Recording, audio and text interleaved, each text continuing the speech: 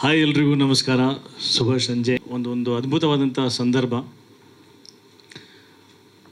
Partner ಒಂದು ತುಂಬಾ ಹತ್ತಿರವಾಗಿರ್ತಕ್ಕಂಥ cinema ನನ್ನ ಮನಸ್ಸಿಗೆ.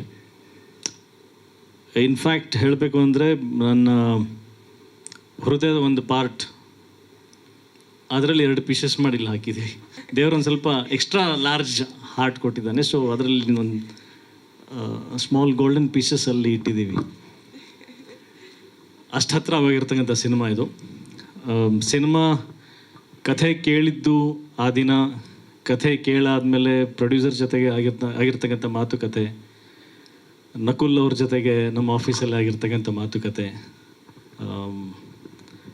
ಮುಹೂರ್ತದ ದಿನ ಇವ್ರನ್ನ ಮೀಟ್ ಆಗಿದ್ದು, ಪ್ರತಿಯೊಂದು ಎಲ್ಲ ಕೂಡ ಅಷ್ಟು ಅಂದರೆ ಗಾಢವೆ ಮೆಮೊರಿನಲ್ಲಿ ಯಾಕೆ ಉಳ್ಕೊಂಡಿದೆ ಏನಂತ ನನಗೆ ಅದ್ರ ಒಂದು ಪ್ರಶ್ನೆ ಹಾಕ್ತಾ ಹೋದರೆ, ಯೂಶ್ವಲಿ ಎಷ್ಟೊಂದು ಸಿನಿಮಾ ಮಾಡಿರ್ತೀವಿ, ನೆನಪಿರಲ್ಲ ಅದು ಯಾವತ್ತು ಮುಹೂರ್ತ ಆಯ್ತೇಳಿ ಎಲ್ಲಿ ಮಾಡಿದ್ವಿ ಎಳಿಯೋದು ಅಂತ. ಕೆಲವೊಂದು ಸಿನಿಮಾಗಳದ್ದು ಅಂದರೆ ಇನಿಷಿಯಲ್ ಸ್ಟೇಜಸ್ ಇರುತ್ತಲ್ಲ, ಇನ್ನೂ ಗಾಢವೆ ನೆನಪಲ್ಲಿ ಉಳ್ಕೊಂಡಿರುತ್ತೆ. ಐ ಥಿಂಕ್ ಅದು ಅಲ್ಲಿಂದನೇ ಒಂದು ಸೈನ್ಸ್ ಕೊಡ್ತಾ ಹೋಗಿರುತ್ತೆ, ಈ ಸಿನಿಮಾ ಏನೋ ಒಂದು ಮ್ಯಾಜಿಕ್ ಕ್ರಿಯೇಟ್ ಮಾಡುತ್ತೆ ಅಂತ. ಈಗಲೂ ಕೂತ್ಕೊಂಡು ನಾವು ನೆನೆಸ್ಕೊತಾ ಇದ್ದರೆ ಎಲ್ಲ ಮೂಮೆಂಟ್ಸು ಅಷ್ಟು ಬ್ಯೂಟಿಫುಲ್ಲಾಗಿ ಸ್ಟಾರ್ಟ್ ಆಗಿದೆ. ನಾವು ಎಲ್ಲ ಇಷ್ಟು ಚೆನ್ನಾಗಿ ನಗ್ನಗ್ತಾ ಇವತ್ತು ಕೂತ್ಕೊಂಡು ನಮ್ಮಲ್ಲಿ ಒಂದು ಒಗ್ಗಟ್ಟು ಕಾಣಿಸ್ತಾ ಇದೆ. ಎಲ್ಲರೂ ಒಂದು ಪಾರ್ಟ್ನರ್ಸ್ ಥರ ಅಷ್ಟು ಚೆನ್ನಾಗಿದ್ದೀವಿ ಅಂತಂದರೆ ನಿಮಗೆ ಇವತ್ತು ಕಾಣಿಸ್ತಾ ಇದೆ, ನಮಗೆ ಡೇ ಒನ್ನಿಂದ ಇದೆ ಅದು. So it's not new to us. ಎಲ್ಲ ಸಿನಿಮಾ ವೇದಿಕೆಗಳು ಹೀಗಾಗಬೇಕು ಅಂತ ಅನ್ನಿಸ್ತಾ ಇದ್ದಿಲ್ಲ. ನಾನು ಇಲ್ಲಿ ಕೂತ್ಕೊಂಡು ನೋಡಬೇಕಾದ್ರೆ ನನಗೆ ಅದು ಫೀಲ್ ಬಂದಿದ್ದು, ಯಾಕೆ ಎಲ್ಲ ಟೀಮಲ್ಲೂ ಇದೇ ಥರದ್ದು ಒಂದು ನಗು, ಇದೇ ಥರದ್ದು ಒಂದು ಯೂನಿಟಿ ಕಾಣಿಸ್ಬೇಕಲ್ಲ ಅಂತ ನನಗೆ. ಅಂದರೆ ಅಷ್ಟು ಚೆನ್ನಾಗಿ being A part of this cinema team, ನನಗೆ ಅದು ಅನಿಸಿಕೆ ಅಲ್ಲಿ ಬರ್ತಾಯಿತ್ತು. ಅದಕ್ಕೆ ಬಹುಶಃ ನನ್ನ ಹಾರ್ಟಲ್ಲಿ ಇಟ್ಟಿದ್ದೀನಿ ಅಂತ ಅನ್ಸುತ್ತೆ ಡೇ ಒನ್ನಿಂದಾನೆ. ಯಾವಾಗ ಪ್ರೀತಿಯಲ್ಲಿ ಬಿದ್ವಿ ಅಂತ ಗೊತ್ತಿರಲ್ಲ, ಅದೇ ರೀತಿ ಈ ಪಾರ್ಟ್ನರ್ ಸಿನಿಮಾ ಯಾವಾಗ ನಮ್ಮ ಒಲವು ಸ್ಟಾರ್ಟ್ ಆಯಿತು, ಯಾವಾಗ ಅದು ಒಂದು ಅಭಿಮಾನ ಈ ಪ್ರೀತಿ ಈ ಟೀಮ್ ಮೇಲೆ ಸ್ಟಾರ್ಟ್ ಆಯಿತು ಅನ್ನೋದು ಲೆಕ್ಕ ಆಗ್ತಾ ಹೋದರೆ ಇಟ್ಸ್ ಫ್ರಮ್ ಡೇ ಒನ್. ತುಂಬ ಕಾನ್ಫಿಡೆನ್ಸ್ ಇದೆ ನನಗೆ ಈ ಸಿನಿಮಾ ಮೇಲೆ, ತುಂಬ ಪ್ರೀತಿ ಇದೆ, ತುಂಬ ಅಭಿಮಾನ ಇದೆ. ನಾನು ನನ್ನ ಕರಿಯರ್ ಗ್ರಾಫ್ನಲ್ಲಿ ಎಲ್ಲ ಸಿನಿಮಾಗಳನ್ನ ನೋಡ್ಕೊಂಡು ಬಂದರೆ ಏನು ಮಾಡೋಕ್ಕೆ ಹೊರಟಿದ್ದೀನಿ, ಆ ಸಿನಿಮಾದಲ್ಲಿ ಏನು ಮಾಡಿದ್ದೀನಿ ಅಂತ ನನ್ನ ಒಂದ್ಸಲ ಮೆಲುಕು ಹಾಕಿದರೆ ಟಿಲ್ ಪಾರ್ಟ್ನರ್ವರೆಗೂ ಯಾವಾಗಲೂ ಒಂದು ಉದ್ದೇಶ ಇರುತ್ತೆ, ಒಂದು ಗುರಿ ಇರುತ್ತೆ. ಸೇಮ್ ನಾನು I am huge fan of doctor Rajkumar ಆಗಿರ್ಬೋದು, ವಿಷ್ಣು ಸರ್ ಆಗಿರ್ಬೋದು, ದೊಡ್ಡ ಲೆಜೆಂಡ್ಸ್ ಎಲ್ಲ, ಶಂಕರ್ ನಾಗ್ ಅವ್ರದ್ದೆಲ್ಲ ನಾನು ಅಂದರೆ ಚಿಕ್ಕವನಿದ್ದಾಗ ಏನು ಮಾಡ್ತಾರೆ ಸಿನಿಮಾದಲ್ಲಿ ಅವ್ರ ಕಡೆಯಿಂದ, ಅಂದರೆ ಅವ್ರ ಥಾಟ್ ಪ್ರೊಸೆಸ್ ಏನಿರುತ್ತೆ ಸಿನಿಮಾ ಮಾಡಬೇಕಾದ್ರೆ ಅಂತ ಒಂದು ಚಿಕ್ಕದೊಂದು ರಿಸರ್ಚ್ ಕಲಾವಿದನ ಆಗೋಕ್ಕೂ ಮುಂಚೆಯಿಂದನೂ ಅದನ್ನು ಮಾಡಿದ್ದೀನಿ. ಸಿನಿಮಾ ಆದಮೇಲೆ ಇನ್ನೂ ಜಾಸ್ತಿ ಗಾಢವಾಗಿ ಅರ್ಥ ಮಾಡ್ಕೊಂಡಿದ್ದೀನಿ. ಅದು ಬಹುಶಃ ಆ ಥರದ್ದೊಂದು ಮನಸ್ಥಿತಿ ಇಟ್ಕೊಂಡು ನಾನು ಸಿನಿಮಾ ಮಾಡ್ತಾ ಇರೋದ್ರಿಂದ ನಾನೇನು ಮಾಡ್ತಿದ್ದೀನಿ ಅಂತ ಯೋಚನೆ ಮಾಡಿದ್ರೆ ನನಗೆ ತುಂಬ ಹೆಮ್ಮೆ ಅನಿಸುತ್ತೆ. ಏನಂತಂದರೆ ಹ್ಯೂಮನ್ ವ್ಯಾಲ್ಯೂಸ್, ಹ್ಯೂಮನ್ ಎಮೋಷನ್ಸ್, ಅದು ಎಲ್ಲವನ್ನು ತುಂಬ ನೀಟಾಗಿ ಹೇಳ್ಕೊಡ್ಬೇಕಂತ ಸಿನಿಮಾ ನೋಡ್ಕೊಂಡು ಆಚೆ ಬಂದ ಮೇಲೆ ನಮ್ಮ ರಿಯಲ್ ಲೈಫ್ ಕ್ಯಾರೆಕ್ಟರ್ ಆಗಿರ್ಬೋದು ಅಥವಾ ಸಿನಿಮಾನಲ್ಲಿ ನಾವು ಆ್ಯಕ್ಟ್ ಮಾಡೋಂಥ ಕ್ಯಾರೆಕ್ಟರ್ ಆಗಿರ್ಬೋದು, ಎಲ್ಲೋ ಒಂದು ಕಡೆ ಇನ್ಸ್ಪೈರ್ ಮಾಡಬೇಕು. ಯಾವುದೋ ಒಂದು ಮಗನಿಗೋ ಅಥವಾ ಒಂದು ಲವರಿಗೋ, ತಂದೆಗೋ, ತಾಯಿಗೋ, ಯಾವುದೇ ಒಂದು ಸಂಬಂಧಗಳಿರ್ಬೋದು, ಒಂದು ಇಂಚೂರು ಲೈಟಾಗಿ ಹಾರ್ಟಿಗೆ ಆದರೂ ಟಚ್ ಆಗಬೇಕು, ಒಂಚೂರು ಇನ್ಸ್ಪೈರ್ ಮಾಡಬೇಕು ಹೊರತು ಎಲ್ಲೂ ಕೂಡ ಡಿಮೋಟಿವೇಟ್ ಮಾಡ್ಬಾರ್ದು ಅಥವಾ ರಾಂಗ್ ಟ್ರ್ಯಾಕ್ ಹಿಡಿಯುವಂಥ ಕ್ಯಾರೆಕ್ಟರ್ಸ್ಗಳಾಗಿರ್ಬಾರ್ದು. ಇದು ನನ್ನ ಉದ್ದೇಶ. ನಾನು ಎಷ್ಟು ಸಿನಿಮಾ ಮಾಡಿದ್ದೀನಿ, ಎಷ್ಟು ದುಡ್ದಿದ್ದೀನಿ, ಎಷ್ಟು ದುಡ್ದಿಲ್ವೋ, ಏನೇನು ಕಳ್ಕೊಂಡಿದ್ದೀನಿ, ಏನೇನು ಪಡ್ಕೊಂಡಿದ್ದೀನಿ ಎಲ್ಲ ಅನ್ನೋದಕ್ಕಿಂತ ನನ್ನ ಸಿನಿಮಾಗಳಲ್ಲಿ ಎಮೋಷನ್ಸ್ ಕೊಟ್ಟಿದ್ದೀನಿ. ಎಮೋಷನ್ಸ್ ಅನ್ನೋ ಒಂದು ಟ್ರೆಷರನ್ನು ಆಡಿಯನ್ಸ್ ಸಿನಿಮಾ ನೋಡ್ಕೊಂಡು ಹೋದ್ಮೇಲೆ ಅವ್ರ ಮನಸ್ಸಲ್ಲಿ ಶಾಶ್ವತವಾಗಿ ಇಟ್ಕೊಂಡು ಹೋಗುವಂಥ ಎಮೋಷನ್ಸ್ ಕೊಟ್ಟಿದ್ದೀನಿ, ಅದ್ರ ಸೀಲ್ ಹೊಡೆದಿದ್ದೀನಿ. ಅದೇ ಥರ ಎಮೋಷನ್ ಪಾರ್ಟ್ನರ್ ಸಿನಿಮಾದಲ್ಲಿ ಅದ್ಭುತವಾಗಿ ನಾಟ್ ಓನ್ಲಿ ಮೀ, ಅದು ಬೃಂದವ್ರ ಕ್ಯಾರೆಕ್ಟರ್ ಆಗಿರ್ಬೋದು, ನನ್ನ ಕ್ಯಾರೆಕ್ಟರ್ ಆಗಿರ್ಬೋದು, ಮನಸ್ಸಿಗೆ ಅಷ್ಟು ನಾಟು ಅಂತ ಅಂದರೆ ಒಂದು ಅಚ್ಚು ಹೊಡೆಯೋ ಥರ ಅಷ್ಟು ಬ್ಯೂಟಿಫುಲ್ ಎಮೋಷನ್ಸನ್ನ ಡೆಫಿನೆಟ್ಲಿ ಸಿನಿಮಾ ನೋಡ್ಕೊಂಡು ಹೋದ್ಮೇಲೆ ಕ್ಯಾರಿ ಮಾಡ್ತಾರೆ. ಆ ಥರದ್ದು ಒಂದು ಟ್ರೆಷರ್ ಈ ಸಿನಿಮಾದಲ್ಲಿದೆ. ಸೊ ಹಾಗಾಗಿ ನಂಗೆ ತುಂಬ ಹೆಮ್ಮೆ ಇದೆ, ತುಂಬ ಖುಷಿ ಇದೆ. ಈಗ ಮೊದಲನೇ ಹೆಜ್ಜೆ ಆಡಿಯನ್ಸಿಗೆ ನಾವು ನಮ್ಮ ಸಿನಿಮಾದ ವಿಷಯಗಳನ್ನ ಹೇಳೋಕ್ಕೆ ಹೊರಟಿರೋದ್ರಲ್ಲಿ ಈಗ ಈ ಅಮೋರ ಸಾಂಗ್ ಫಸ್ಟ್ ಕೊಡುಗೆ ಆಡಿಯನ್ಸಿಗೆ ನಮ್ಮ ಕಡೆಯಿಂದ ಕೊಡ್ತಾ ಇರೋದು. Thank you Nakul sir. First day ಆಫೀಸಲ್ಲಿ ನಾವು ಕೂತ್ಕೊಂಡು ಮಾತಾಡಿದ್ವಿ, ನಮ್ಮ ಕಾಂಬೋ ಫಸ್ಟ್ ಟೈಮ್ ನಾವು ಮಾಡ್ತಾಯಿದ್ದೀವಿ, ಇದು ಹಿಟ್ ಆಗಬೇಕಂತ ಒಬ್ರಿಗೊಬ್ರು ನಾವು ಚಾಲೆಂಜ್ ಮಾಡೋದು ಹ್ಯಾಂಡ್ಶೇಕ್ ಮಾಡ್ಕೊಂಡ್ವಿ. We have to do some magic, some blockbuster song ಅಂತ. ಆ ಎಲ್ಲ ಪಾಸಿಬಿಲಿಟೀಸ್, ಆ ಎಲ್ಲ ಕಳೆ ಇವತ್ತು ಕಾಣ್ತಾ ಇದೆ. ಅಂದರೆ ನಾವು ಮೊಬೈಲಲ್ಲಿ ನೋಡ್ತಾ ಇದ್ವಿ, ಆಡಿಯೋ ರಿಲೀಸ್ಗೂ ಮುಂಚೆ ಏನೇನು ಮಾಡಬೇಕು ಎಲ್ಲ ಇವ್ರ ಮನೆಯಲ್ಲೇ ಕೂತ್ಕೊಂಡು ನಾವು ಕೆಲಸ ಮಾಡೋದು. ಆ್ಯಕ್ಚುಲಿ ಇವ್ರಿಗೆ HM ಅಂತ ಇಟ್ಟಿವಿ, ಹೆಡ್ ಮಿಸ್ಟ್ರೆಸ್. ನಮಗೆಲ್ಲರೂ ಮಕ್ಕಳ ಥರ ಕೂಡ್ಸ್ಕೊಂಡಿರ್ತಾರೆ ಇವ್ರ ಮನೆಯಲ್ಲೇ. ಸೊ ಅಲ್ಲೇ ಎಲ್ಲ ಕೆಲಸಗಳು, ಕ್ರಿಯೇಟಿವ್ ಕೆಲಸಗಳು ಎಲ್ಲ ಅಲ್ಲೇ ಮಾಡೋದು. ಸೊ ಮಾಡಬೇಕಾದ್ರೆ ನಮಗೊಂದು ಒಂದು ಖುಷಿ ಅನ್ನೋದಿತ್ತು. ಬಟ್ ಈಗ ನೆಕ್ಸ್ಟ್ ಬಿಗ್ ಸ್ಕ್ರೀನಿಗೆ ಬಂದಿದೆ, ಈಗ ಎಕ್ಸ್ಟ್ರಾ ಎಕ್ಸೈಟ್ಮೆಂಟ್ ಬಂದಿದೆ. ಇಲ್ಲಿ ಕೂತ್ಕೊಂಡು ನಾನು ಬೃಂದವ್ರಿಗೆ ಹೇಳ್ತಿದ್ದೆ, ಬಿಗ್ ಸ್ಕ್ರೀನಲ್ಲಿ ಎಷ್ಟು ಚೆನ್ನಾಗಿ ಕಾಣ್ತಾಯಿದೆ ಅಂತ. ಇವಾಗ ಇನ್ನೊಂಚೂರು ದೊಡ್ಡ ಡ್ರೀಮ್ ಬರ್ತಾ ಏನಂತ ಥಿಯೇಟ್ರಲ್ಲಿ ನೋಡಬೇಕು. ಫಾರ್ ಶ್ಯೂರ್ ನನಗೆ ಗ್ಯಾರಂಟಿ ಇದೆ, this is going to be big. Day ಒನ್ನೇ ಇನ್ನೊಂದು ಹಾಕ್ಬಿಟ್ವಿ ನಾವು ಪೋಸ್ಟರ್ನಲ್ಲೇ, blockbuster song releasing on this date ಅಂತ. ಸೊ ನಮ್ಮ ಕಾನ್ಫಿಡೆನ್ಸ್ ಅದು ಇವತ್ತು, ಅಂದರೆ ಅವತ್ತೇ ಗೊತ್ತಿತ್ತು ಬ್ಲಾಕ್ ಬಸ್ಟರ್ ಆಗುತ್ತೆ ಅಂತ. ಇವತ್ತು ಇನ್ನೂ ಹೆಚ್ಚಾಗಿ ನಂಬಿಕೆ ಬಂದಿದೆ. ಆ್ಯಂಡ್ ಎಲ್ಲರೂ ಬರೆದಿಟ್ಕೊಳ್ಳಿ, this is going to be definitely a blockbuster song. Yes, ma'am. Oh, hi, Sharu. Hi. Amora. Yes, tell me, Sharu. Yeah. Controversial question ಕೇಳ್ಬೇಕು ಅನ್ಕೊಂಡೆ, ಇವನು ಅಲ್ಲೇ ತಣ್ಣಗೆ ಮಾಡ್ಬಿಟ್ಟ ಅಂತ ಅನ್ಕೊಂಡ್ರ? ಇಲ್ಲ, ಹೇಳಿ.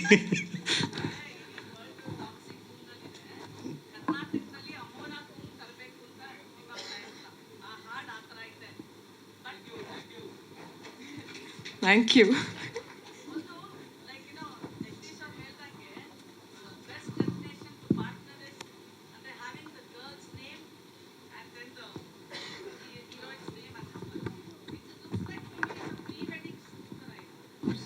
Oh, thank you. That's so sweet of you. No, so many things are coming in mind. Yeah. That's why I just wanted to check. Is Ajay in love ಅಂತ ಏನಾರು? ನನ್ನ ಹಾರ್ಟಲ್ಲಿದೆ ಅಂತ ಹೇಳಿದ್ನಲ್ಲ. ಅದಕ್ಕೆ Why should I give my heart until and unless I'm not in love? That's a secret of, what's the secret of your new look, the young look? ಅಲ್ಲ, ಮೊದಲನೇ ವಿಚಾರ ನಾನು ಹೇಳ್ಬಿಡ್ತೀನಿ. Heroine name Brinda Acharya and Krishna Ajay Rao. ಈ ಹಿಂದೆ ಎಂದೆಂದಿಗೂ ಸಿನಿಮಾದಲ್ಲಿ first ನಂದು ಮತ್ತು ರಾಧಿಕಾ ಪಂಡಿತ್ ಅವ್ರದ್ದು ಹೆಸರು ಆ್ಯಡ್ ಆಗಿತ್ತು ಎಂದೆಂದಿಗೂನಲ್ಲಿ. ಆ್ಯಂಡ್ ಸೆಕೆಂಡ್ ಟೈಮ್ ರಿಪೀಟ್ ಆಗಿದ್ದು ಲವ್ ಯು ರಚು ಸಿನಿಮಾದಲ್ಲಿ ಕೃಷ್ಣ ಅಜಯ್ ರಾವ್ ಆ್ಯಂಡ್ ರಚಿತಾ ರಾಮ್ ಅಂತ. ಈ ಸಿನಿಮಾದಲ್ಲಿ ಪರ್ಟಿಕ್ಯುಲರ್ಲಿ ನಾನೇ ಹೇಳಿದ್ದು ಬೃಂದಾ ಅವ್ರ ಹೆಸರನ್ನು ಹಾಕಿ ಆ್ಯಂಡ್ ಬೃಂದಾ ಅವ್ರ ಹೆಸರು ಫಸ್ಟಿಗೆ ಬರಲಿ ಅಂತ. ಇವರು ಕೂಡ ಒಂದು ಇಂಟರ್ವ್ಯೂನಲ್ಲಿ ಒಂದು ಒಳ್ಳೆ ಮಾತು ಹೇಳಿದರು, ಅಂದರೆ ಇಟ್ ಶುಡ್ ಗೆಟ್ ನಾರ್ಮಲೈಸ್ಡ್. ಈಗ ನಾವು ಎಲ್ಲ ಕಡೆ ವುಮೆನ್ ಎಂಪವರ್ಮೆಂಟ್ ಬಗ್ಗೆ ಮಾತಾಡ್ತೀವಿ, ಸಾಮಾನ್ಯತೆ ಬಗ್ಗೆ ಮಾತಾಡ್ತೀವಿ. Why not? ಈಗ ಪಾರ್ಟ್ನರ್ ಅಂತ ಹೆಸರಿಟ್ಟಾಗ ಬರೀ ಕೃಷ್ಣ ಅಜಯ್ ರಾವ್ ಇನ್ ಪಾರ್ಟ್ನರ್, ಯಾರ ಜೊತೆಗೆ? ಸೊ ಪಾರ್ಟ್ನರ್ ಅನ್ನೋ ಸಿನಿಮಾ ಆಗಿರೋದು not only by hero and heroine together they play partners. So ಹಾಗಾಗಿ ನನಗೆ ಎಷ್ಟು ಆದ್ಯತೆ ಇದೆಯೋ ಹೀರೋಯಿನಿಗೂ ಅಷ್ಟೇ ಇರಬೇಕು. ಆಮೇಲೆ ಐ ಥಿಂಕ್ ಇದೊಂದು ಟ್ರೆಂಡ್ ಕ್ರಿಯೇಟ್ ಆಗಲಿ, ಹೀರೋಯಿನ್ ಫಸ್ಟೇ ಅವ್ರ ಹೆಸರು ಹಾಕೋದು. Why not? Like the placement ಬರೀ ಬೇಕು ಅಂತಾನೆ ಮಾಡಿದ್ದು, ಅವ್ರ ಹೆಸರು ಫಸ್ಟಿಗೆ ಹಾಕ್ಲಿ ಅಂತ. ಅದೊಂದು ಟ್ರೆಂಡ್ ಕ್ರಿಯೇಟ್ ಆಗಲಿ. ಅವ್ರ ಕ್ಯಾರೆಕ್ಟರ್ ಅಷ್ಟೇ ಸ್ಟ್ರಾಂಗ್ ಆಗಿರುತ್ತಾ? 100%. ಅಲ್ಲ, that is why it's partner ಅಂದರೆ ಸಮಾನತೆ ಇದ್ದರೆ ಮಾತ್ರ ಅದು ಪಾರ್ಟ್ನರ್. ಇಲ್ಲಿ 30%, 70%, 20%, 80%, 60-40 ಅದಿಲ್ಲ, 50-50. ನಾನು ಒಬ್ಬ ಸೇಲ್ಸ್ ಮ್ಯಾನ್, ಒಬ್ಬ ವೇದಿಕೆ ಮೇಲೆ ನಿಂತ್ಕೊಂಡು ಅಥವಾ ಪ್ರೆಸ್ ಮೀಟಲ್ಲಿ ಒಂದು ಸಿನಿಮಾನ ಪ್ರಮೋಟ್ ಮಾಡೋಕ್ಕೆ ಬಂದಿದ್ದೀನಿ ಅಂದರೆ is as good as a sales man. ನನಗೆ ಆ ಕ್ವಾಲಿಟಿ ಇಷ್ಟ ಆಗಿಲ್ಲ ಅಂದಮೇಲೆ ನಾನು ಅದನ್ನು ಹೆಂಗೆ ಪ್ರಮೋಟ್ ಮಾಡಲಿ? ಬಟ್ ನೀವೇ ಅಲ್ವಾ ಸಿನಿಮಾಗಿರೋದು, ಎಲ್ಲ ಸಿನಿಮಾಲು ನೀವೇ ಇರ್ತೀರಾ. ನೀವೇ ಸೇಲ್ಸ್ ಮ್ಯಾನ್ ಅಂದರೆ ಎಲ್ಲ ಪ್ರಾಡಕ್ಟ್ನು ನೀವು ಪ್ರಮೋಟ್ ಮಾಡಬೇಕಲ್ವಾ? ಸರಿ ಮೇಡಮ್, ಮ್ಯಾನುಫ್ಯಾಕ್ಚರರ್ ಫಸ್ಟ್ ಇದು ಗೋಲ್ಡ್ ಅಂತ ಕೊಡ್ತಾರೆ, ನಾನು ಗೋಲ್ಡ್ ಹೌದಾ ಒಂದ್ಸಲ ಹಾಕೊಂಡು ನೋಡ್ತೀನಿ ಅಂತ ಅಂದಮೇಲೆ ಅದು ರೋಲ್ಡ್ ಗೋಲ್ಡ್ ಆಗ್ಬಿಟ್ರೆ ನಾನು ಅದನ್ನ ಹೆಂಗೆ ಮಾರ್ಕೆಟಿಂಗ್ ಮಾಡಲಿ? ಬಟ್ ನೀವು ತೊಗೊಳ್ಬೇಕಾದ್ರೆ ಗೋಲ್ಡ್ ಅಂತ ನೀವು ಥಿಂಕ್ ಮಾಡಿ ತಗೋತೀವಿ. ಹೌದು, ನನಗೂ ಹಂಗೆ ಹೇಳಿರ್ತಾರೆ ಇದು ಗೋಲ್ಡ್. ಈಗ ನಾನು ಅವ್ರಿಗೆ ಗೊತ್ತಿರುತ್ತೆ ಬೆಸ್ಟ್ ಸೇಲ್ಸ್ ಮ್ಯಾನ್, ಈ ಗೋಲ್ಡ್ ಇವ್ನು ಹಾಕೊಂಡು, ಈ ಪೆಂಡೆಂಟ್ ಇವ್ನು ಹಾಕೊಂಡ್ರೆ ಸೇಲ್ ಆಗುತ್ತೆ. ಬೇರೆ ಆರ್ನಮೆಂಟ್ ಹಾಕೊಳ್ಳೋಕೆ ಬೇರೆ ಅಂದರೆ ಅದಕ್ಕೆ ಆದಂಥ ಹೀರೋಗಳಿದ್ದಾರೆ ಸೂಟ್ ಆಗುತ್ತೆ. ಅಂದರೆ ಎಲ್ರಿಗೂ ಒಂದೊಂದು ಆರ್ನಮೆಂಟ್ ಸೂಟ್ ಆಗುತ್ತೆ. ಕೆಲವೊಬ್ರಿಗೆ ಸುತ್ತಿಗೆ ಸೂಟ್ ಆಗ್ಬೋದು, ಕೆಲವೊಬ್ರಿಗೆ ಮಚ್ಚು ಸೂಟ್ ಆಗ್ಬೋದು, ಕೆಲವೊಬ್ರಿಗೆ ಹಾರ ಸೂಟ್ ಆಗ್ಬೋದು, ಕೆಲವೊಬ್ರಿಗೆ ಕಿರೀಟ ಸೂಟ್ ಆಗ್ಬೋದು. ಒಬ್ಬೊಬ್ಬರಿಗೆ ಎವ್ರಿಥಿಂಗ್ ಈಸ್ ಫೇರ್. ಈ ಸಿನಿಮಾದಾಗೆ ಎಲ್ಲ ಕ್ಯಾಟಗರೀಸು ಬೇಕು. ಎಲ್ಲ ಥರದ ಸೇಲ್ಸ್ ಮ್ಯಾನ್ ನಮ್ಮಲ್ಲಿದ್ದಾರೆ. ಈ ಪ್ರೀತಿ ಅಂತ ಬಂದಾಗ ನಾನು ಒಂದು ಬೆಸ್ಟ್ ಸೇಲ್ಸ್ ಮ್ಯಾನ್. ಸ್ಟಾರ್ಟಿಂಗಲ್ಲಿ ಸರ್ ಇದು ಗೋಲ್ಡ್ ಇದು ಅಂತ ನನಗೆ ಹೇಳ್ತಾರೆ, ನಾನು ಹೌದಾ ಅಂತ ನಂಬಿಟ್ಟಿರ್ತೀನಿ. ಅದು ಸೇಲ್ ಮಾಡೋಕ್ಕೂ ಮುಂಚೆ ಸರ್ ನನಗೊಂದು ಅಭ್ಯಾಸ ಇದೆ, ನಾನು ಒಂದಷ್ಟು ದಿನ ಹಾಕೊಂಡು ನೋಡ್ತೀನಿ ಸರ್ ಅಂತ. ಅದು ನೋಡಿ ಸ್ನಾನ ಮಾಡಿದಾಗ ಎಲ್ಲ ಸೋಪೆಲ್ಲ ಹಾಕಿದಾಗ ಅದು ಏನೋ ಹೋಗ್ತಾ ಇದೆಯಲ್ಲ ನೋಡ್ಬಿಟ್ಟು ರೋಲ್ಡ್ ಗೋಲ್ಡ್ ಅಂತ ಆಮೇಲೆ ಮೆಲ್ಲ ಗೊತ್ತಾಗುತ್ತೆ. ಸರ್ ನಾನು ರೋಲ್ಡ್ ಗೋಲ್ಡ್ ಸೇಲ್ ಮಾಡಲ್ಲ ಸರ್ ಅಂತ ಹೇಳ್ತೀನಿ. ಸೊ ನೆಕ್ಸ್ಟ್ ಇನ್ಮೇಲೆ ನಾನು ಯಾವುದನ್ನ ವೇದಿಕೆ ಮೇಲೆ ನಿಂತ್ಕೊಂಡು ನನ್ನ ಸಿನಿಮಾ ಪ್ರಮೋಟ್ ಮಾಡ್ತಾ ಇದ್ದೀನಿ ಅಂದರೆ ನಂಗೆ ಆ ಸಿನಿಮಾ ಇಷ್ಟ ಆಗಿದೆ, ನನಗೆ ಆ ಸಿನಿಮಾ ಸಮಾಧಾನ ಕೊಟ್ಟಿದೆ ಅಂದ್ರೆ ಮಾತ್ರ. ಅಲ್ಲ, ನಮ್ಮ ನಿರ್ಮಾಪಕರು ಒಂದು ಅದ್ಭುತವಾದಂಥ ಮಾತು ಹೇಳಿದರು, ಹಿ ಈಸ್ ಎ ಹೀರೋ. ನನ್ನ ಮೊದಲನೇ ಸಿನಿಮಾ ಎಕ್ಸ್ಕ್ಯೂಸ್ ಮೀ, ನಾನು ಈಗಲೂ ನೆನಪಿದೆ, 365ನೇ ದಿನ ಏನೋ ಇತ್ತು. ಆನಂದರಾವ್ ಸರ್ಕಲಿಂದ ಹಿಡಿದು ಟಿಲ್ ತ್ರಿವೇಣಿ ಥಿಯೇಟ್ರ್ವರೆಗೂ ರೋಡ್ ಬ್ಲಾಕ್ ಆಗಿತ್ತು. 365ನೇ ದಿನ. ಕ್ರಮೇಣವಾಗಿ ಹೋಗ್ತಾ ಹೋಗ್ತಾ ಅದು ಸತ್ಯವಾದಂಥ ಮಾತು ನಾವೆಲ್ಲರೂ ಒಪ್ಕೊಳ್ಳೇಬೇಕು. ಆ ಥಿಯೇಟ್ರಿಕಲ್ ಕ್ರೇಜ್ ಸ್ಲೋಲಿ ಇಳಿತಾ ಬಂದು ಎಷ್ಟೋ ಬೆರಳೆಣಿಕೆ ಎಷ್ಟಾಗಿದೆಯೋ ಅಥವಾ 100 ಆಗಿದೆಯೋ 1000 ಆಗಿದೆಯೋ ಅವನಿಗೆ ಗೊತ್ತಿಲ್ಲ. ಅಂದರೆ ಆಡಿಯನ್ಸಿಗೆ ಏನು ನೋಡಿ ಅವನಿಗೆ ನಂಬಿಕೆ ಬರುತ್ತೆ ಈ ಸಿನಿಮಾ ಚೆನ್ನಾಗಿದೆ ಅಂತ ಬರ್ತಾನೆ. ಬಟ್ ಯಾರು ಥಿಯೇಟ್ರಿಗೆ ಬಂದು ನೋಡ್ತಾನಲ್ಲ, ನಾವು ಸಿನಿಮಾ ಮೇಕರ್ಸಿಗೆ ಅವನು ಹೀರೋ. ಅವನಿಗೆ ನಾವು ಪರದೆ ಮೇಲೆ ಹೀರೋ ಕಾಣಿಸ್ತಿರ್ಬೋದು, ಬಟ್ ನಮಗೆ ಅವನೇ ಹೀರೋ. ನನಗೆ ಅನಿಸುತ್ತೆ ಅಂದರೆ ಅಫ್ಕೋರ್ಸ್ ಅವ್ನು ಹೀರೋ ಆಗಿರ್ಬೋದು. ಅದ್ರ ಜೊತೆಗೆ ಸ್ಟಿಲ್ ಸಿನಿಮಾ ಪ್ರೊಡ್ಯೂಸ್ ಮಾಡೋದಕ್ಕೆ ಅಂದರೆ ಸ್ಯಾಟಲೈಟ್ ಹಿಂದಿನ ಸಿನಿಮಾ ಏನು ಹೋಯ್ತು ಅಜಯ್ದು, ಹೋಗ್ಲಿಲ್ವೋ, ಎಷ್ಟಾಯಿತೋ ಬಿಡುತ್ತೋ ಲೆಕ್ಕ ಹಾಕದೆ ಆ ಆಡಿಯನ್ಸಿಗೆ ಸಿನಿಮಾ ಮಾಡೋಕ್ಕೆ ಒಬ್ಬ ನಿರ್ಮಾಪಕ ಬರ್ತಾ ಇದ್ದಾನಲ್ಲ, ನನಗೆ ಅವನು ಹೀರೋ. ಅಫ್ಕೋರ್ಸ್ ನಾವು ಸಿನಿಮಾ ಅನ್ನೋದು ಬಿಸ್ನೆಸ್ ವಿಚಾರಕ್ಕೆ ಬರ್ತೀವಿ, ಬಟ್ ಬಿಸ್ನೆಸ್ಗೂ ಮುಂಚೆ ಸರ್ ಒಂದು ಕನಸು.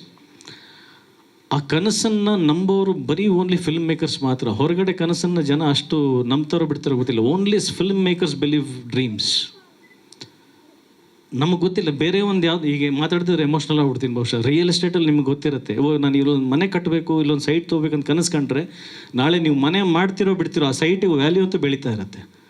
ಫಿಲ್ಮ್ ಮೇಕರ್ಸಿಗೆ ಡ್ರೀಮಿಗೆ ಗ್ಯಾರಂಟಿನೇ ಇಲ್ಲ, but still we dream. We are the biggest heroes in this world.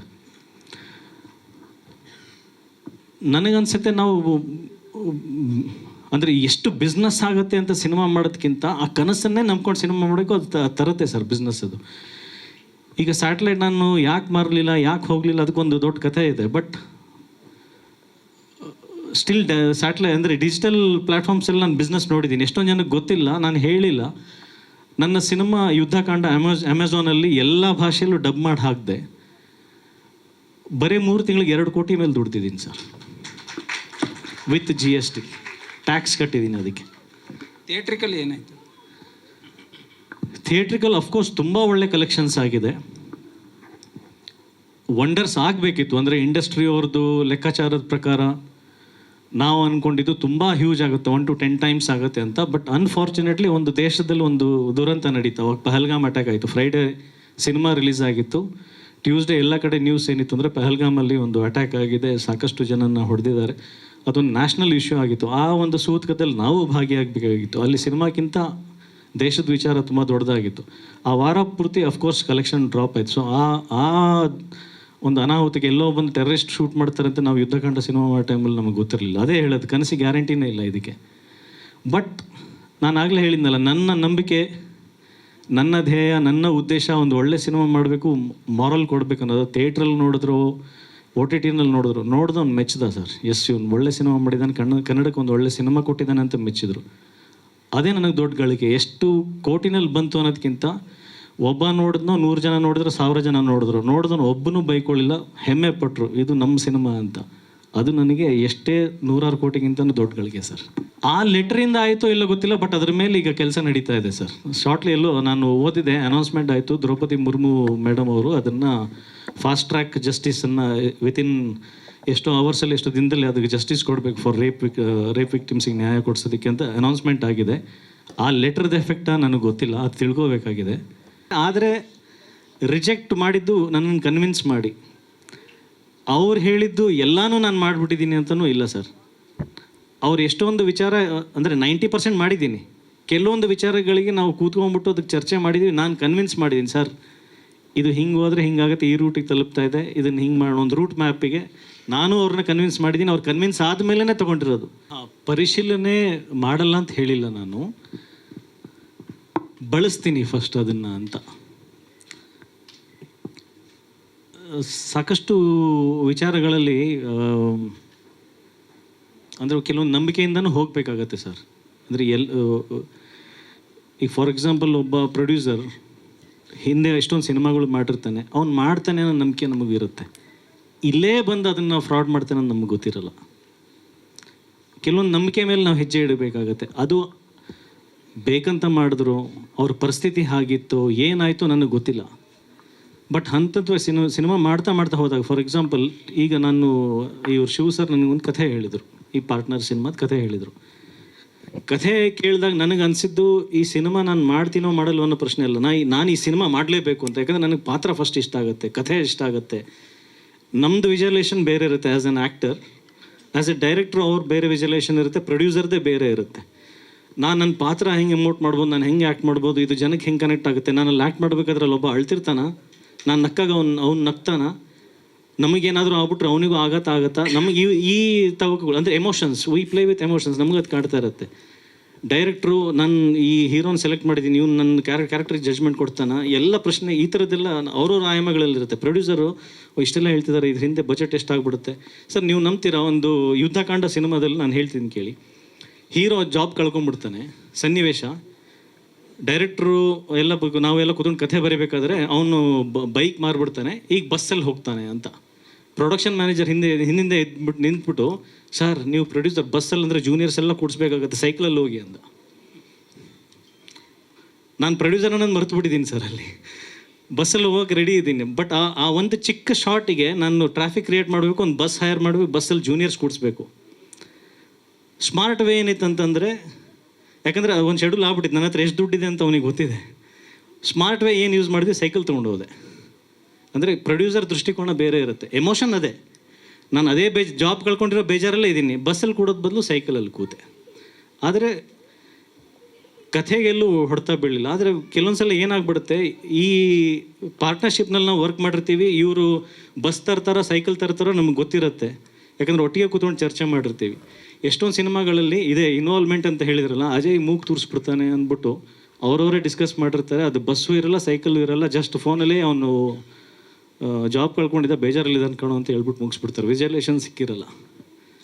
ಕಥೆ ಹೇಳ್ದಾಗ ಏನಿರುತ್ತೆ ಅದು ನಮ್ಮ ಕಿವಿ ಬಿದ್ದಿರುತ್ತೆ, ನಮ್ಮ ಮನಸ್ಸಲ್ಲಿ ಅದೇ ಅಂದ್ಕೊಂಡಿರ್ತೀವಿ. ವಿಜುವಲೇಷನ್ಸ್ ನೋಡಬೇಕಾದ್ರೆ ಅದಿರಲ್ಲ. ಇದು ಆಡಿಯನ್ಸ್ ಕನೆಕ್ಟ್ ಆಗಲ್ಲ ಅಂತ ನನಗೆ ಒಂದಿನ ಗೊತ್ತಾಗತ್ತೆ. ಆಗೇನೋ ಚರ್ಚೆಗಳು ಮಾಡ್ತೀವಿ, ಮಾತುಗಳು ಬರ್ತವೆ, ಚೇಂಜಸ್ ಆಗಲ್ಲ, ಫೈನಲಿ ಕ್ವಾಲಿಟಿ ಇದು ರೀಚ್ ಆಗಲ್ಲ ಅಂತ ಗೊತ್ತಾದಾಗ ನಮಗೆ ಫಸ್ಟು ಬೇಜಾರಾಗುತ್ತೆ. ಯಾಕಂದರೆ ನನ್ನ ಆಡಿಯನ್ಸಿಗೆ ನಾನು ಸರ್ವ್ ಮಾಡಬೇಕಾಗಿರೋದು ಮಾಡೋಕ್ಕಾಗ್ತಾ ಇಲ್ಲ ಅಂತ ಬೇಜಾರಾಗುತ್ತೆ. ಅಷ್ಟೇ ವಿಚಾರ. ನಾನು ಆ ಸಿನಿಮಾ ತಂಡದ ಮೇಲೆ ಬೇಜಾರಾಗ್ಬಿಟ್ಟೆ ಅಥವಾ ಅವರಿಂದ ನಾನು ವೈರತ್ವ ಹುಡ್ಸ್ಕೊಂಬಿಟ್ಟೆ ಅನ್ನೋದಲ್ಲ, ನಾನು ಇದು ಪ್ರಮೋಟ್ ಮಾಡೋಕ್ಕೆ ನಂಗೆ ಧೈರ್ಯನೇ ಬರ್ತಾ ಇರಲ್ಲ, ಅಷ್ಟೇ ವಿಚಾರ ಸರ್. ಚರ್ಚೆ ಆಗಬೇಕು, ಒಟ್ಟಿಗೆ ಕೂಡ್ಸ್ಕೊಂಬಿಟ್ಟು ಚರ್ಚೆ ಆಗಲಿ ಅಂತ ಹೇಳ್ತೀನಿ.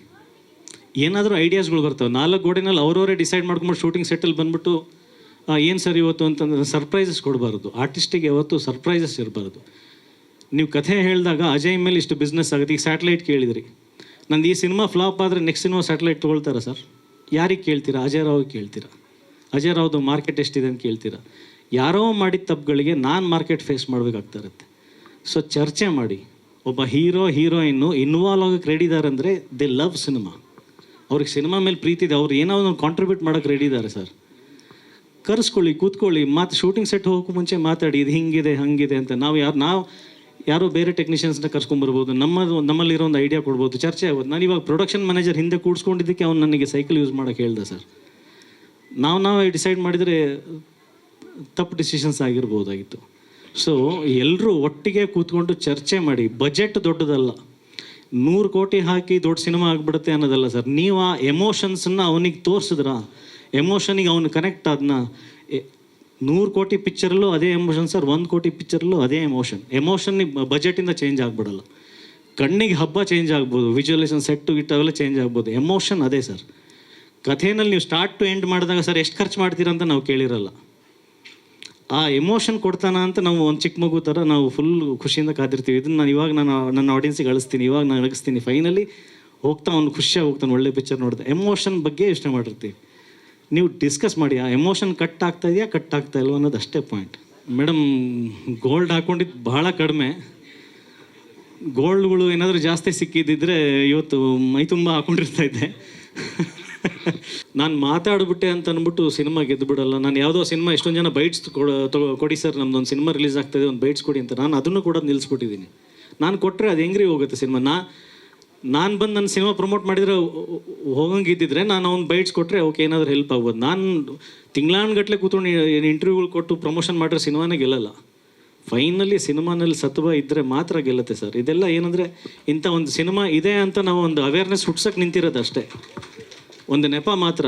ಪ್ರತಿದಿನ ಜ್ಞಾಪಿಸೋದಕ್ಕೆ ಅವನಿಗೆ ಈ ಥರ ಒಂದು ಸಿನಿಮಾ ಇದೆ, ಈ ಥರ ಒಂದು ಸಿನಿಮಾ ಇದೆ, ಈ ಥರ ಒಂದು ಸಿನಿಮಾ ಇದೆ. ಜಸ್ಟ್ ಲೈಕ್ ಒಂದು ವಾಲ್ ಪೋಸ್ಟ್ರ್ ನೀವು ರೋಡಲ್ಲಿ ಹೋಗ್ಬೇಕಾದ್ರೆ ಹೆಂಗೆ ನೋಡ್ತೀರಲ್ಲ ಅಷ್ಟೇ ಸರ್ ನಾನು ಮಾತಾಡ್ತಾ ಇರೋದು. ಸಿನಿಮಾ ಇದೆ ಅನ್ನೋ ಅವೇರ್ನೆಸ್ ಅಷ್ಟೇ. ಎಷ್ಟೇ ನಾವು ಬಾಯಿ ಪಡ್ಕೊಂಡ್ರು ರಿಲೀಸ್ ದಿನ ಅವ್ನಿಗೆ ಚೆನ್ನಾಗಿ ಅನಿಸಿದರೆ ಮಾತ್ರ